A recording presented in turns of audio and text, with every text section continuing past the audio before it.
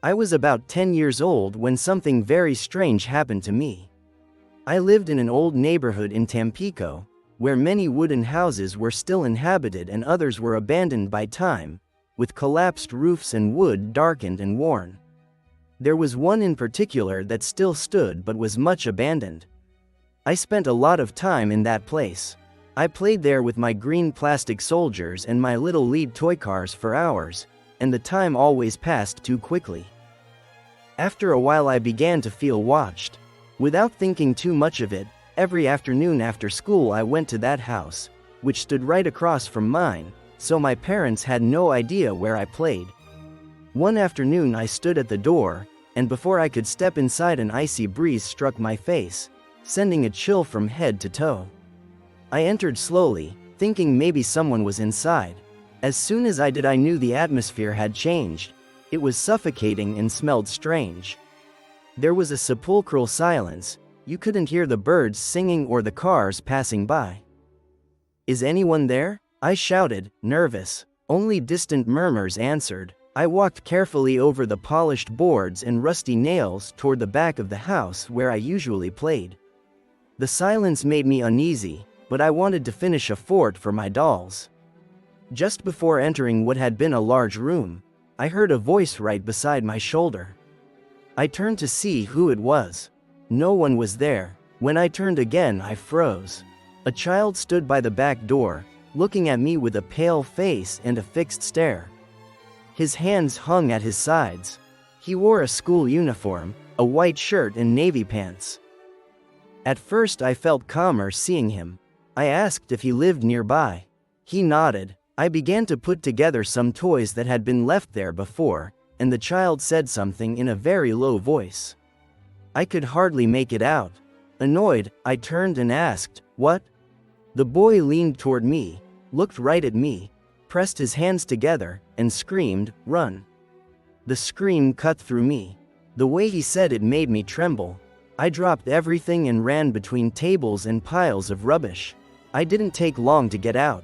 When I crossed the entrance gate, I turned to see if the boy had followed me. He was still where he had been. From a distance I saw him raise his hand. Then came a roar, like thunder.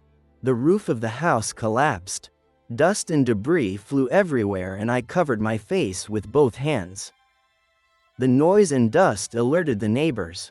They poured into the street to see what had happened. My frightened mother ran up and asked if I was all right. I said yes, but I was worried about the child who had warned me. Had he been caught in the collapse? I knew he had been standing by the back door when it fell. I thought maybe he had time to run out.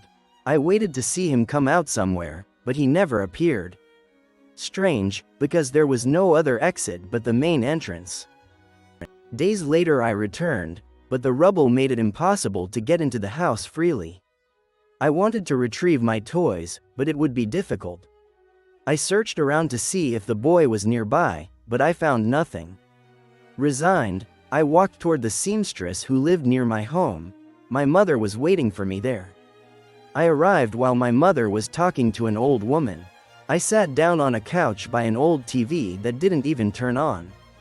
While the sewing machine hummed and my mother spoke, I noticed some framed photos hanging on the wall opposite me.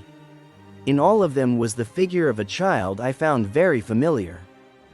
I stopped to look and realized it was the same boy who had told me to run. I blurted out excitedly, "Mom, that's the boy who told me to run." The two women looked at me in surprise. "Child, don't be rude and don't tell lies," my mother scolded for interrupting. The seamstress rose, walked over to me, and said softly, "Love, his name is Gabriel. He was my son, but he died 10 years ago. Where did you see him?" "In the house that fell down. He was playing there and he was the one who told me to run," I said. The seamstress sat down in an armchair. With a trembling voice and wet eyes she told me something I will never forget. That was my mother-in-law's house. One afternoon my son Gabriel came home from school and climbed onto the roof after a ball. He fell headfirst and died. Since then I never went back to that place. Not out of fear, but because I wanted to leave Gabriel the toys. Maybe he would have liked that.